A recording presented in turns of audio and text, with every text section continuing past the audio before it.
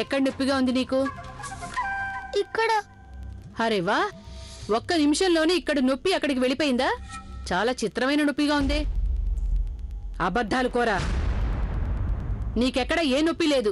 ఏవో సాకులు చెప్తున్నావు నువ్వు. లేదమ్మగారు, లేదు, నాకు నిజంగానే నొప్పిగా ఉంది. సాలిగ్రాముడి మీద ఒట్టేసి చెప్పు, అప్పుడు నేను నమ్ముతాను.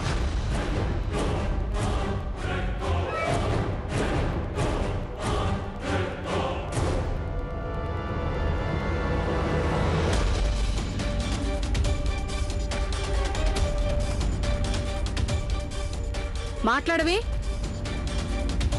ఒట్టు పెట్టవా? మాస్టర్ గారి నుంచి తప్పించుకోవడానికేగా నువ్వు ఈ నాటకం అంతా ఆడుతున్నావు. చదువు మీద ఆసక్తి లేదన్నమాట. నాకు చాలా భయంగా ఉంటుంది మాస్టర్ గారిని చూస్తే, అందుకే కడుపు నొప్పిగా ఉందని చెప్పాను.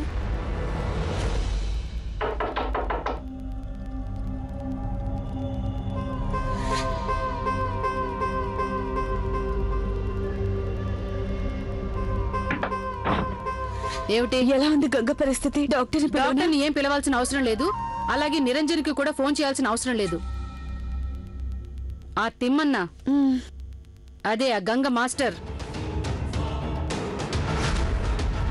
అమ్మగారు చిన్నమ్మగారికి చెప్పేస్తారేమో నా కడుపు నొప్పి అబద్ధం అని. దాంతో బాబుగారికి కూడా తెలిసిపోతుంది. ఇప్పుడేం చేయటం?